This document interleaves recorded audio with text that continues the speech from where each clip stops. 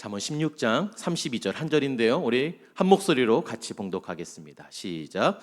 노하기를 더디하는 자는 용사보다 낫고 자기의 마음을 다스리는 자는 성을 빼앗는 자보다 나으니라. 아멘. 할렐루야. 할렐루야. 네, 우리 성수교회 일부 예배 나오신 여러분 주님의 이름으로 환영하고 축복합니다. 우리 앞뒤 좌우 형제 자매님들 인사하겠습니다. 잘 오셨습니다. 반갑습니다. 사랑합니다. 축복합니다. 분노의 시대 어떻게 살 것인가 라는 제목으로 말씀을 전하겠습니다.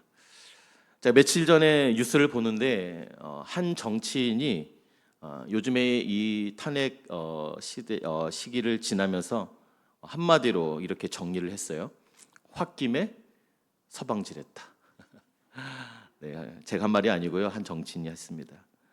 여러분 이 속담의 내용은 여러분 그렇게 좋은 내용이 아니어서 제가 자세히 설명드리진 않지만 앞에 나온 것처럼 화를 참지 못해서 해서는 안 될 짓을 할 때 쓰이는 속담이 바로 이 홧김에 서방질했다라는 속담입니다. 여러분 우리가 가끔 뉴스를 보면 이 화를 참지 못하고 벌이는 많은 사건 사고가 뉴스를 통해서 나오는 것을 우리가 심심치 않게 볼 수가 있습니다. 부부싸움을 하고 이 잠자는 남편에게 뜨거운 기름을 부었다든지 화가 너무 나서 자기의 갓난아기를 창밖으로 던진 아빠도 있었죠.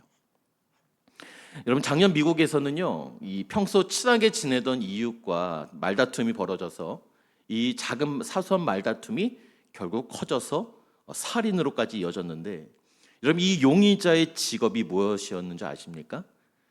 이 용의자의 직업이 분노 조절 치료사로 밝혀져서 미국 사회에 충격을 주기도 했습니다. 여러분 이 외에도 엄청나게 많은 사건이 바로 우리 주변에서 벌어지고 있는데요. 바로 이 사건 사고의 공통점이 있는데 그 공통점은 무엇이냐? 바로 이 화가 재앙을 낳았다라는 것입니다. 여기서 이 화가 한자로 뭔지 아십니까 혹시? 불화자입니다. 불화자예요. 여러분 화가 난다는 것은 즉 우리 안에 불이 일어난다는 뜻이죠. 이 마음에서 불이 일어나면 어떻게 되겠어요? 마치 압력밥솥처럼 이 안에서 압력이 높아지고 이 압력이 높아지면서 계속 높아지면서 결국에 폭발하게 되는 것이죠. 머리 뚜껑이 열렸다 그러죠. 폭발하게 되는 것입니다. 여러분 이 화는 마치 불과 같아서 물론 우리가 인생을 살면서 없을 수는 없지만 마치 불처럼 매우 위험하기 때문에 우리는 이 화를 잘 다루지 않으면 언젠가 우리 인생이 내가 의도하지 않았지만 한순간에 화로 재처럼 허무하게 무너질 수도 있다라는 것입니다. 그리고 여러분 이 화는 사람을 참 이상하게 만드는 재주가 있습니다. 일예로요. 이런 얘기가 있어요. 여러분도 아마 공감하시는 분이 있을 수도 있겠어요. 내 자녀가 어렸을 때 밖에서 맞고 들어오면 어떠십니까? 아이고 어디서 이렇게 맞고 다니니 안 아프니? 여러분 이런 부모들도 있으시겠지만 어떠세요? 왜 더순밥 먹고 맞고 다니냐고 매를 또 맞습니다. 밖에서 맞은 것도 억울한데 왜 맞고 다니냐고 지금 끄덕이시면서 공감하고 계세요. 왜 더순밥 먹고 또 맞고 들어오냐서 부모님한테 또 맞습니다. 그래서 그러면 다음부터는 맞고 다니지 마라. 때려라 차라리. 그래서 그 엄마 부모님 말씀 듣고 또 때렸어요. 때리고 들어왔네요. 그래서 이제 그 맞은 애 부모가 약값을 받으러 찾아오면 어떡하십니까? 왜 또 때렸냐고 그 내 아이를 또 때리는 것이죠. 여러분 무슨 말이냐면 이 화는 분노는 사람을 비이성적으로 만들어 버린다는 거예요. 심리학에서는 이 분노를 뭐라고 정의하느냐?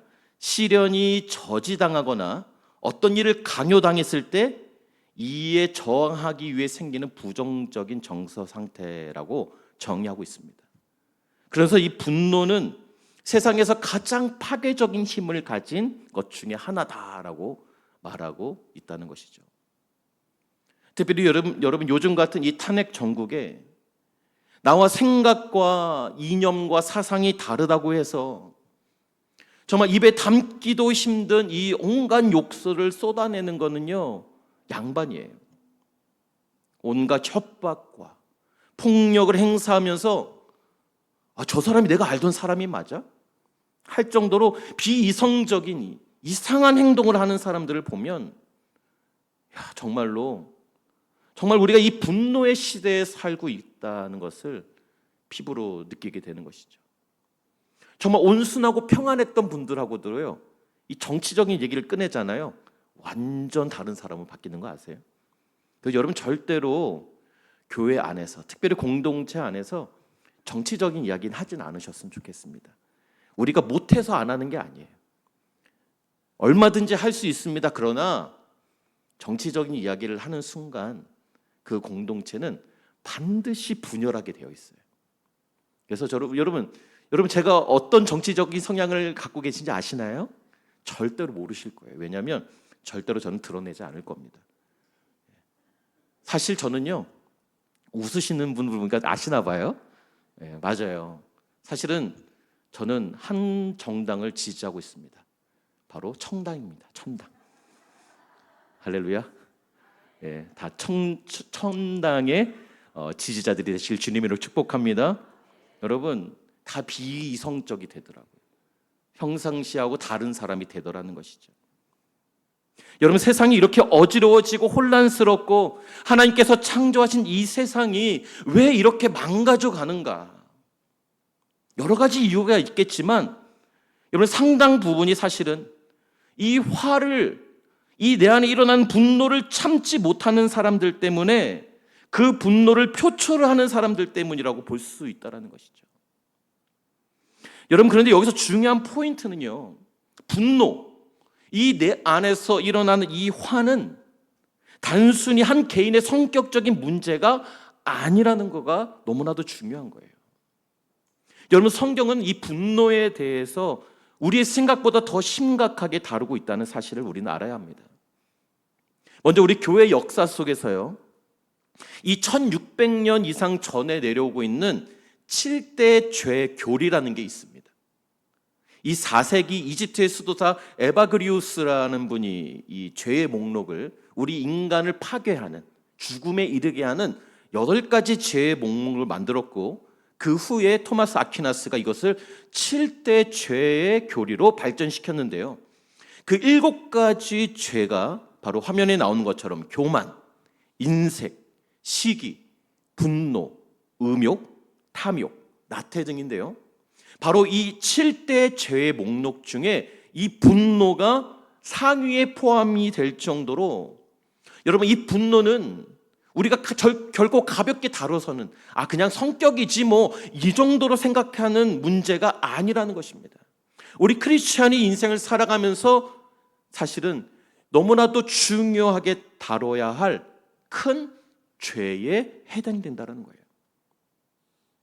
여러분, 에덴 동산에서 쫓겨난 인류가 처음으로 여러분 살인의 죄를 범하게 된 것도 바로 이 분노 때문이었습니다. 여러분 잘 아시는 것처럼 하나님께서 아벨의 제사는 받으시고 가인의 제물은 받지 않으셨어요. 그때 이 가인은 어떻게 됐습니까? 분노하여 안색이 변했다라고 성경이 기록하고 있죠. 그렇게 분노하고 있는 이 가인에게 하나님께서 이렇게 말씀하십니다. 죄가 너를 원하나 너는 죄를 다스릴지니라. 여러분, 죄가 너를 원하나 너는 죄를 다스려라. 무슨 말입니까?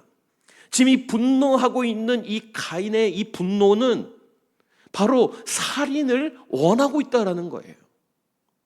그래서 하나님은 이 가인에게 분노를 다스려라 라고 말씀하셨지만, 여러분, 가인은 그 분노를 다스리지 못하고 결국 그 분노가 살인으로 이어지게 되는 거였습니다.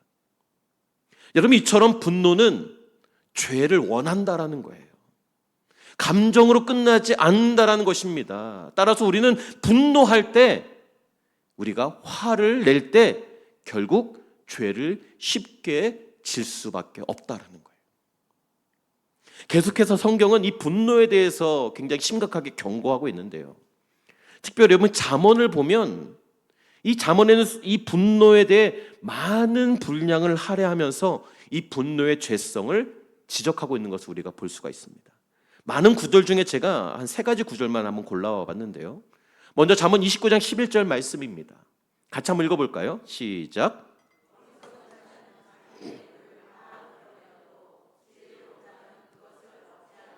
19장 19절입니다. 노하기를 시작. 노하기를 맹렬히 하는 자는 벌을 받을 것이라. 내가 그를 건져주면 다시 그런 일이 생기리라. 22장 24절에서 25절입니다. 시작. 노를 품는 자와 사귀지 말며 동행하지 말지니 그의 행위를 본받아 내 영혼을 올무에 빠뜨릴까 두려움이라. 아멘. 여러분, 이 외에도 성경은요, 분노하는 사람은 미련한 사람이요, 그리고 그 분노가 결국 자기 자신을 함정에 빠지게 하고, 또 분노를 다스리지 못하는 사람은 자신을 파괴하는 길로 걸어가게 한다. 여러분, 중요한 건 또 우리 방금 읽었던 잠언 22장 24절 25절 말씀에 보면요, 그와 함께 하지 말래요. 사귀지 말랍니다. 왜 그렇습니까? 이 분노는, 이 화는 불과 같아서 나뿐만 아니라 단순히 개인의 감정의 문제가 아니라 우리의 신앙과 삶, 그리고 바로 내 이웃과 이 사회를 위협하는 심각하게 번져나갈 수 있는 사회적 문제까지 나아가게 된다는 거예요.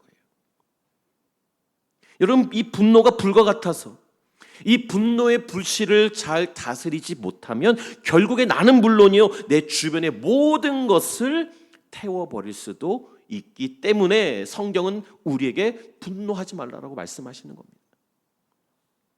오늘 이 말씀을 통해서 우리 성숙의 모든 성도들은 이 분노를 잘 다스리는 지혜를 배우시고 하나님이 기뻐하시는 삶을 살아가시기를 주님의 이름으로 축복합니다. 그러면 우리는 어떻게 하면 성경이 말씀하신 대로 이 분노를 다스리면서 살 수 있을까요? 먼저 첫 번째는 따라하십시다. 분노를 늦추라. 분노를 늦추라는 것입니다. 우리 재미있는 영상 하나 보고 오도록 하겠습니다.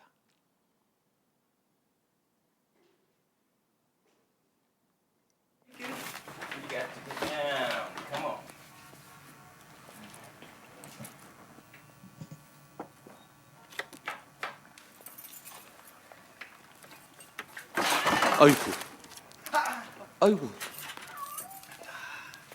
언제 막 들어왔는데요? 성급하게 판단하지 마시고.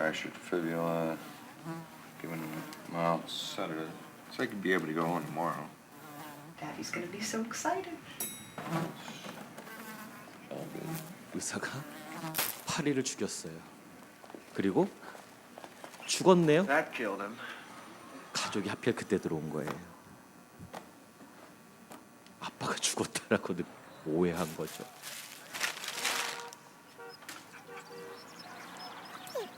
아이고, 도너츠를 떨어뜨렸네요. Look at the cute dog.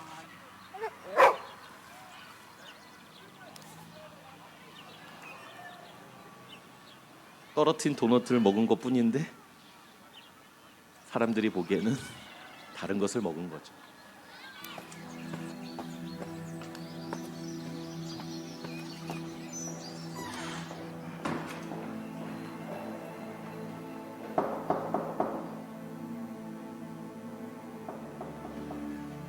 Come in.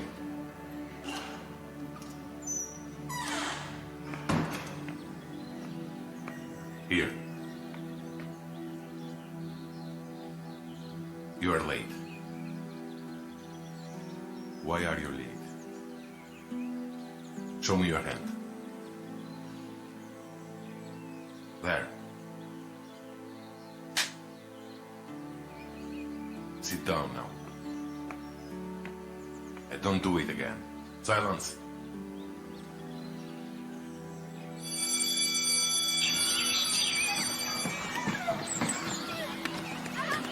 다음 날 아침이 되었습니다.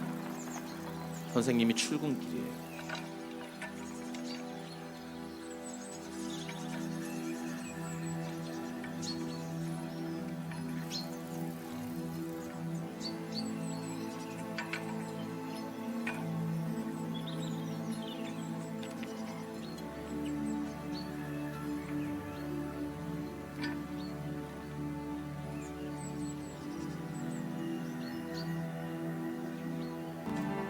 몸이 불편한 아버지를 병원에 모셔다 드리느라고 매일 늦었던 거예요.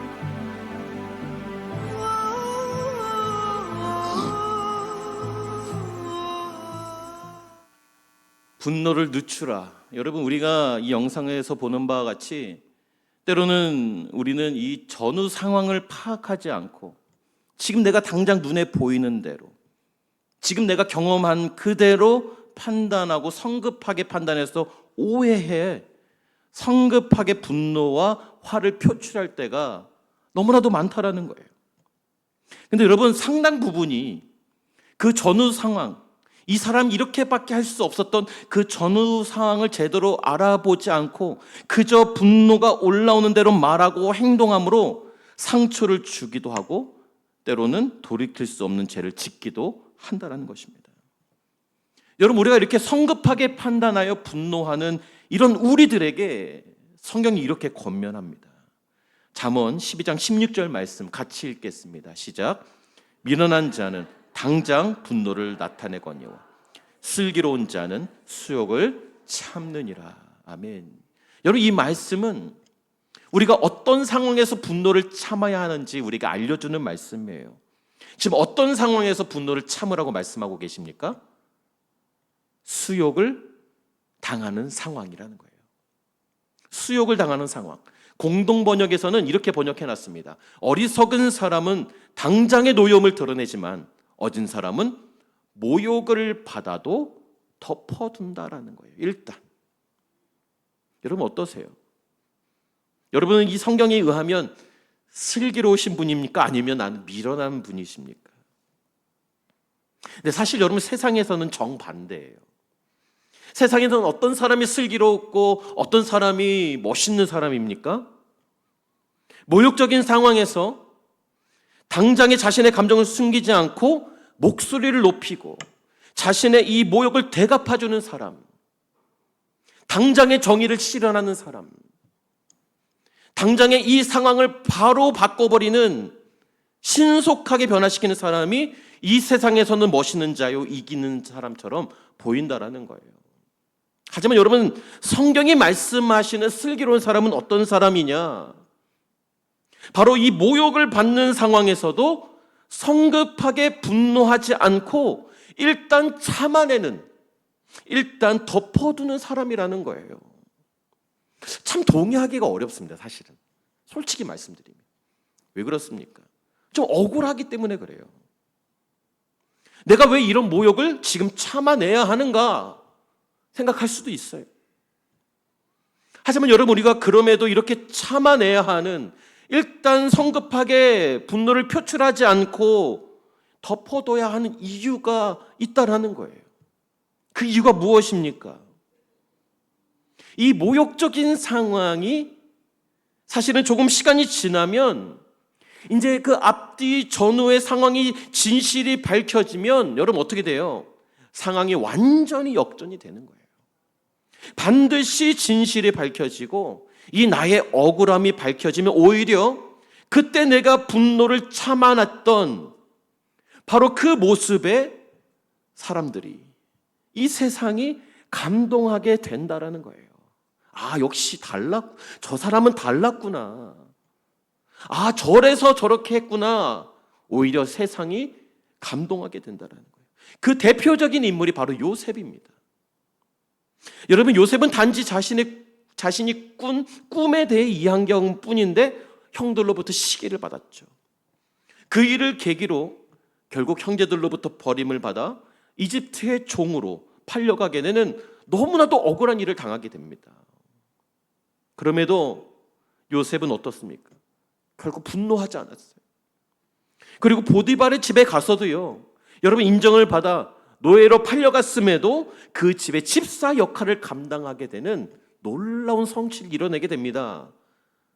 근데 그것도 잠시 어떤 이상한 아주머니 때문에 강간 미수범으로 몰리는 모욕을 당하고 감옥에 갇히는 수치를 당하게 돼요.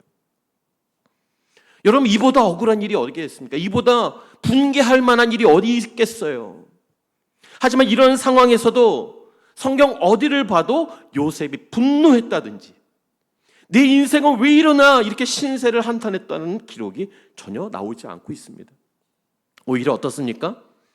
이 분노를 참아내는 그의 이 슬기로움이 결국 그를 이집트의 총리로 만들었고, 뿐만 아니라 훗날 자신을 버린 형제들을 다시 만날 때 이 모든 일이 하나님의 계획 가운데 있었음을 깨닫게 돼요. 그들을 용서하고 그들을 그 가족과 온 가족이 행복해지는 놀라운 치유와 회복을 경험하게 되었다는 사실입니다. 이런 요셉이 자신의 처한 상황에서 자신을 배신한, 자신을 버린 형제들을 향해 성급하게 분노를, 화를 표출했다라면, 그리고 억울하게 누명을 써서 감옥에 갇힐 때마다 자신의 신세를 한탄하고 분노를 표출했더라면 요셉은 그가 경험했던 이런 회복과 행복을 경험하지 못했을 것입니다. 사랑하는 성도 여러분, 어떤 상황 속에서도, 특별히 모욕적인 상황 속에서도 성급하게 분노하지 않고 슬기롭게 참고 덮어내심으로 하나님의 놀라운 일하심과 회복해 하시는 능력을 경험하시기를 바랍니다.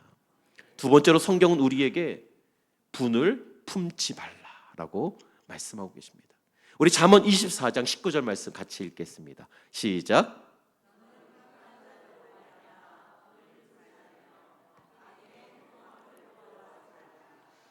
누구로부터 분을 품지 말라고 말씀하고 계세요? 행악자들. 행악자들에게도 분노의 마음을 갖지 말라라고 말씀하고 계세요. 여러분, 분을 품어도 나쁘다고 할 수 없는 이 나쁜 짓을 하는 사람들, 악한 사람들을 향해서도 사실은 그들에게 분노를 표출해도 나쁘다고 할 수 없는 정당성이 우리에게 있습니다. 그렇잖아요. 나쁜 사람을 향해 우리가 정죄하고 저 사람은 저렇게 하면 안 되라고 우리의 화를 표출하는 것, 우리에게 어찌 보면 우리의 권리라고 할 수도 있습니다. 하지만 그럼에도 성경은 그렇게 하지 말라라고 말씀하고 계세요. 여러분, 우리 생각에는요, 이 행악을 하는 사람들 향해 이 분노를 표출해 그리고 이 정의를 실현하는 것이 옳은 것이 아니냐,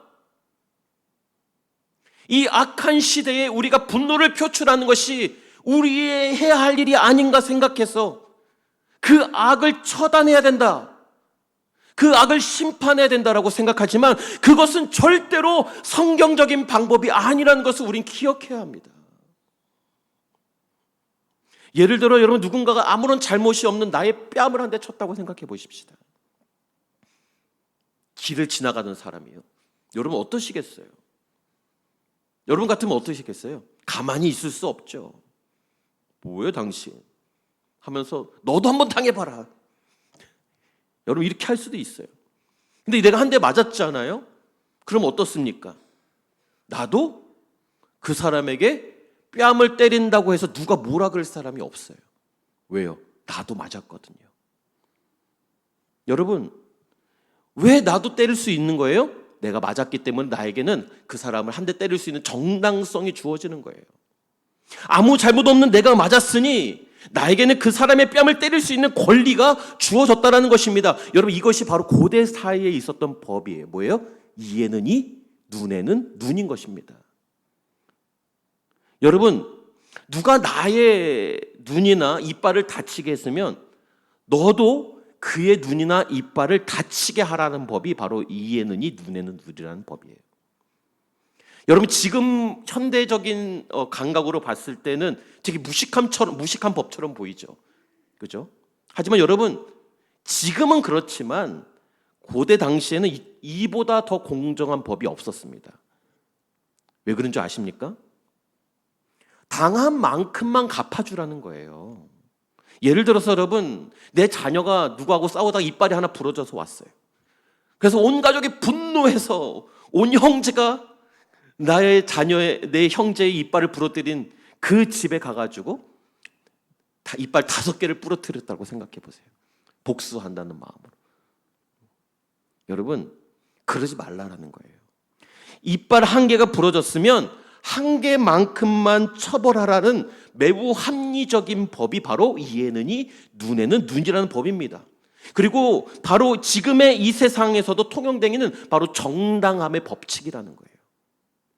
그런데요, 이런 세상의 법칙을 깨는 말씀을 우리 예수님께서 하신다라는 거예요. 바로 마태복음 5장 38절에서 39절 말씀, 우리 같이 한번 읽어보도록 하겠습니다. 시작.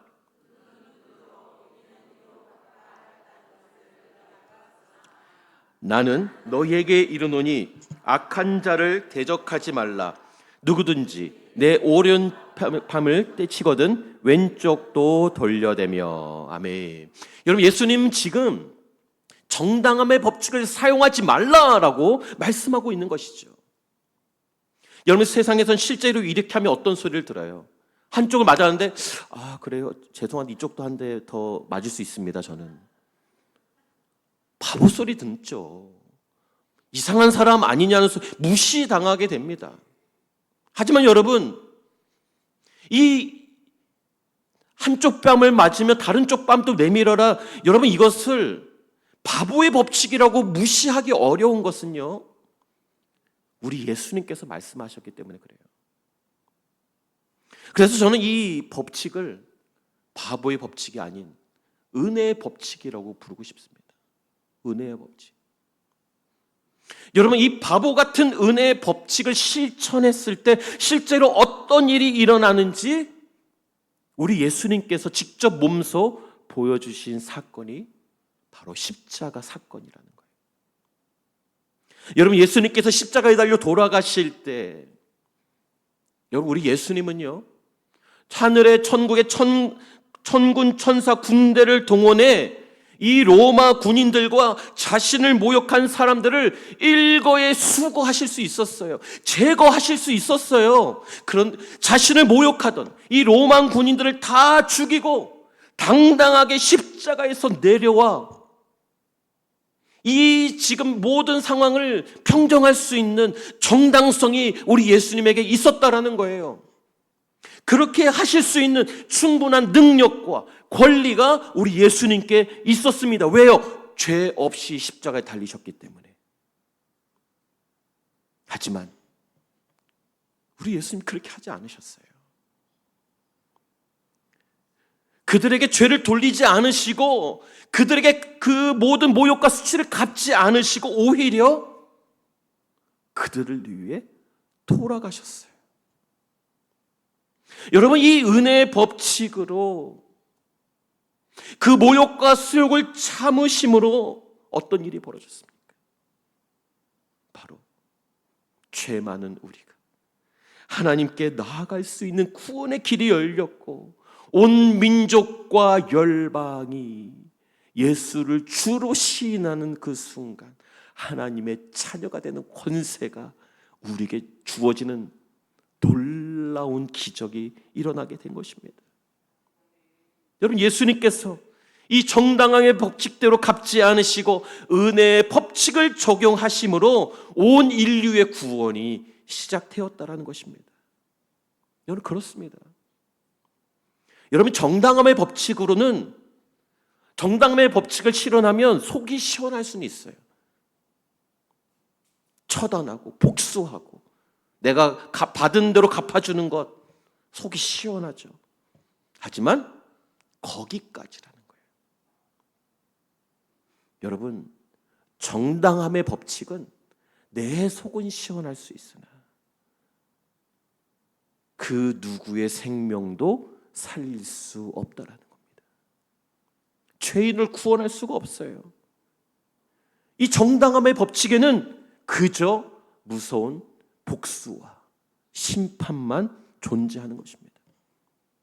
너무나도 어렵지만 오늘 예수님께서 말씀하신 이 바보 같은 은혜의 법칙을 우리가 실현했을 때, 그렇다면 우리에게는 어떠한 보상이 주어질까요? 우리 마태복음 5장 45절 말씀 같이 읽겠습니다. 시작. 이같이 한즉 하늘에 계신 너희 아버지의 아들이 되리니. 아멘. 여러분, 이것이 우리가 분을 품지 않아야 할 이유예요. 여러분, 우리가 분을 품지 않고 내가 충분히 그렇게 할 수 있는 정당함의 이 권리를 내려놓을 때 어떤 일이 벌어지느냐?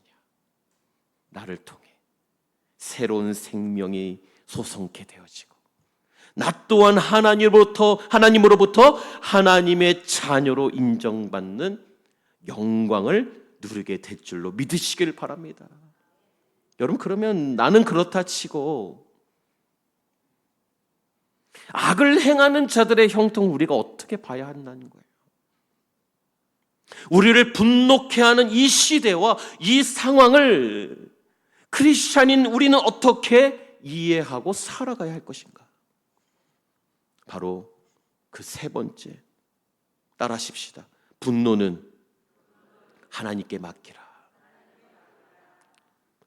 로마서 12장 19절 말씀 같이 한번 읽겠습니다. 시작.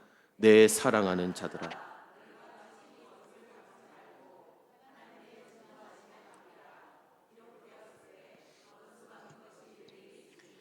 내가 갚으리라라고 주께서 말씀하시느니라. 아멘. 여러분, 우리가 분노를 다스리지 못할 때 우리는 그 분노, 나를 분노케 한 바로 그 대상을 향해 직접 원수를 갚아지고 싶어 합니다. 그러나 하나님은 그 원수 갚는 것은 나에게 맡겨라. 나의 진노에 맡겨라. 왜 그러실까요? 내가 해야 속이 시원할 것 같은데, 내가 갚아줘야, 내가 당한 만큼, 최소한 내가 당한 만큼 갚아줘야 속이 뻥 뚫릴 것 같은데 그렇게 하지 말래요. 얼마나 답답한 노릇 아니겠습니까? 분노하고 처벌받아야 마땅한 그 인간을 향해서도 분노를 늦추고 화를 참으라고 하시는 건데 도대체 왜 이러시는 걸까요? 그것은 여러분, 그 나에게 상처와 분노를 일으킨 그 사람을 위해서가 아니라 바로 나를 위해 그렇게 하라는 거예요. 나를 위해. 분노하고 있는, 상처받은, 억울하고 모욕을 당한 나를 위해 그렇게 하라는 거예요. 뒤처리는 내가 알아서 할 테니 너는 그냥 용서해 주라는 것입니다. 이게 하나님의 말씀이에요. 왜 그런 줄 아세요? 왜 그럴까요? 여러분, 분노가 무서운 게 무엇이냐면, 분노는요, 그 나에게 분노를 일으킨 그 대상이 되는 사람보다 이 분노가 무서운 거는 분노하는 나의 삶을 더 심각하게 망가뜨리기 때문에 분노를 품지 말라고 말씀하고 계시는 거예요. 여러분, 경험해 보셨잖아요. 여러분, 누군가에게부터 내가 모욕을 당하고 억울한 일을 당해서 내가 잠을 못 잘 때가 있어요. 화병이 나서 누워 있는데 여러분 어떻던가요? 나는 이렇게 화병이 나서 잠도 못 자는데 나를 그렇게 맞는 당사자들은 어떻습니까? 대체적으로 내가 그런지도 모르고 두 발 쭉 뻗고 잠도 잘 자고 밥도 잘 먹더라는 거예요. 나만 못 자고 나만 못 먹고 나의 삶만 망가지더라는 거예요. 이런 경우가 대부분입니다. 이걸 아시는 예수님께서 그래서 화를 내야 마땅한 그 사람을 용서하라고 말씀하시는 그 이유가 바로 일단은 나부터 살자라는 거예요. 더 망가지지 말아달라고 요청하고 계시는 거예요. 나를 위해서 용서하라시는 것입니다. 그래서 여러분, 심리학에서는 이것을 이기적인 용서라고 표현합니다. 요즘은 용서 심리학이 굉장히 사실은 발달하고 있어요. 용서 심리학에서는 이것을 뭐라고 얘기하냐면 위장 용서라고 표현하기도 합니다. 사실 진정한 용서는 아니에요. 근데 여러분, 우리가 좀 오해하고 있는 것이 있어요. 용서라고 얘기하면 일단 우리는 뭘 생각하냐? 관계 회복을 먼저 생각합니다. 여러분, 관계 회복은요, 아주 나중의 일이에요. 아주 나중의 일입니다. 이거는 관계 회복은 반드시 이루어야 될 건 아니에요, 사실은. 그건 안 해도 돼요. 중요한 건 뭐냐? 일단 그 사람을 용서해야 내가 산다라는 거예요. 상대방을 위한 게 아니라 나를 위해 용서해 주라는 것입니다. 이 분노의 방에 갇혀 있는 나를 먼저 자유케 해줘라는 것이죠. 여러분, 이 스탠퍼드 대학의 프레드 러스킹 교수가 이런 말을 했습니다. 용서란 자기가 원하는 것을 삶이 허락하지 않을 때도 평화롭게 살아가는 법을 배우는 것이다. 내 뜻대로 되지 않는 인생, 이 인생을 평화롭게 살아가는 방법이 바로 용서다라고 말하고 있는 것입니다. 결론입니다. 홀로코스트의 최고령 생존자 앨리스 헤르츠 존머라는 여성이 계십니다. 유대인이신데요. 이분은 이 나치 수용소에서 사랑하는 남편과 어머니 그리고 주변의 모든 친구가 다 죽임을 당했어요. 비참하게 죽었습니다. 여러분, 얼마나 이 처참하고 이 원수를 어떻게 갚을까 생각하지 않았겠어요? 이런 분이 분노한들, 이런 분이 사실은 나중에 복수를 해도 그 누가 뭐라고 할 수 있겠어요? 그런데 여러분, 이런 처참한 일을 당하고 난 이후에 그녀의 삶을 지켜본 한 작가가 그녀의 삶을 책으로 이렇게 정리했습니다. 앨리스는 압제자들과 가족을 살해한 자들에게 원한을 품는 것으로 시간을 허비하지 않았다. 증오는 증오의 대상보다는 증오하는 이의 영혼을 좀먹는다는 사실을 알기에 그녀는 나는 여전히 인생이 고마워요. 인생은 선물입니다. 라고 말한다. 여러분, 악인의 손에 자신의 어머니도 죽고 남편도 죽고 사랑하는 친구들과 가족이 다 죽었는데 내 인생까지 망가지면 안 된다라고 생각했다라는 거예요. 증오와 분노로 내 인생을 허비할 수 없다라고 생각한 거죠. 그래서 이런 비참한 일을 당하면서도 그래도 여전히 인생은 살만하다. 인생은 아름답다. 이렇게 생각한다는 것입니다. 이 러디아드 키플링이라는 시인이 있습니다. 그 사람이 이 13살 된 아들을 위해 쓴 이 if, 만약에라는 유명한 시가 있는데요. 꽤 긴 시인데 마지막 대목을 제가 소개시켜드리고 말씀을 마치고자 합니다. 누군가를 도저히 용서할 수 없는 이 1분의 시간을 60초 동안의 달리기로, 장거리 달리기로 채울 수 있다면 그러면 이 세상의 모든 것이 다 너의 것이며 그리고 그때 너는 비로소 진정한 어른이 되는 것이다. 여러분, 세상을 다 얻는다는 게 다른 게 아니라는 거예요. 분노로 가득 찬 이 1분이란 이 짧은 시간을 같은 시간이지만 이 분노를 늦출 수 있는 장거리 달리기로 60초라는 장거리 달리기로 대체할 수만 있다면 그 사람은 못할 것이 없는 이 세상을 다스리는 주인이 될 것이라는 이 아름다운 시이자 오늘 본문의 말씀, 노하기를 더디하는 자는 용사보다 낫고 자기의 마음을 다스리는 자는 성을 빼앗는 자보다 낫다라는 이 말씀과 평행을 이루는 구절인 것이죠. 사랑하는 성도 여러분, 노하기를 더디하시고 마음의 분노를 품지 마시기를 바랍니다. 원수 갚는 것은 그저 다 하나님께 맡기시고, 여러분, 내가 갚는 것보다 우리 하나님이 더 잘 갚아주실 것이라고 믿고, 우리는 그저 나 자신을 위해 타인을 용서하는 삶을 사시기를 바랍니다. 그럴 때 우리는 이 분노의 시대, 이 분노하지 않을 수 없는 이 폭풍과 같은 이 시간 속에서도 평안하고 자유함을 누리게 될 줄로 믿습니다. 이번 한 주간도 분노를 더디하시고 마음을 다스려 이 세상을 얻으시는 저와 여러분이 되시기를 주님의 이름으로 축복합니다. 찬양하고 기도하겠습니다.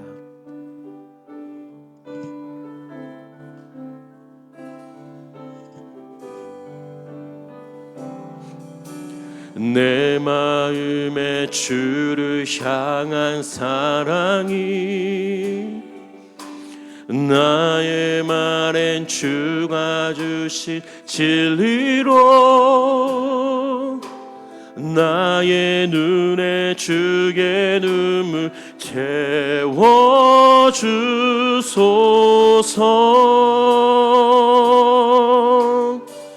내 입술에 찬양의 향기가, 내 입술에 찬양의 향기가, 두 손에는 주를 닮은 섬김이 나의 삶에 주의 흔적 남게 하소서. 하나님의 사랑이 영원히 함께 하시기를, 하나님의 사랑이 영원히 함께 하길, 십자가의 길을 걷는 자에게, 순교자의 삶을 사는 이에게,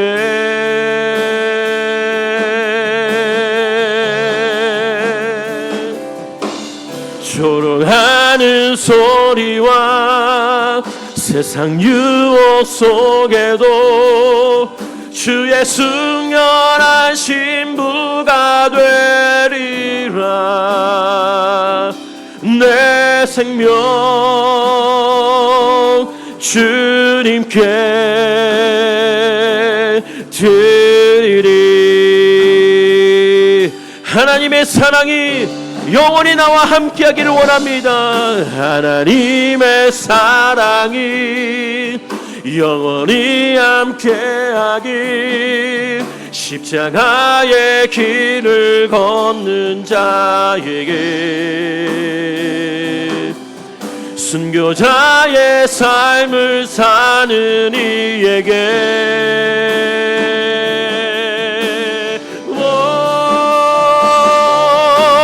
조롱하는 소리와 세상 유혹 속에도 주의 승연한 신부가 되리라. 내 생명 주님께 드리리. 조롱하는 소리와 세상 유혹 속에도, 조롱하는 소리와 세상 유혹 속에도 주의 승연한 신부가 되리라. 내 생명 주님께 드리리. 우리 시간 기도하실 때, 하나님, 내 속에 분노가 있습니다. 세상이 나를 분노케 하며 사람을 나를로 분하게 만들어 이 분노를 해결하지 못하고 오랜 시간 나 스스로를 이 분노의 감옥에 나를 가두어 내가 나를 괴롭히며 살고 있는 이 불쌍한 나를 용서하여 주시옵소서. 오늘 이 주의 말씀을 듣고 원수 갚는 것은 주님께 맡겨드리기로 결단합니다. 그리고 나의 이 정당함의 권리, 복수심, 이 이기적인 자존심을 내려놓고 나를 위해, 그리고 주님과의 관계의 회복을 위해, 그리고 사람을 살리기 위해 용서하기로 결단합니다. 주여, 이 시간 내 마음 가운데 임하여 주셔서 나의 상처받은 이 분노의 감정을 다스리시고 치유하여 주시고 회복하여 주시옵소서. 주님, 나의 눈물에 눈물을 닦아 주시옵소서. 나의 상처의 용고를 발라주시고 주의 사랑으로 채워주시고 치유하여 주시옵소서. 우리 말씀을 기억하며 주여 외치고 기도하겠습니다. 주여.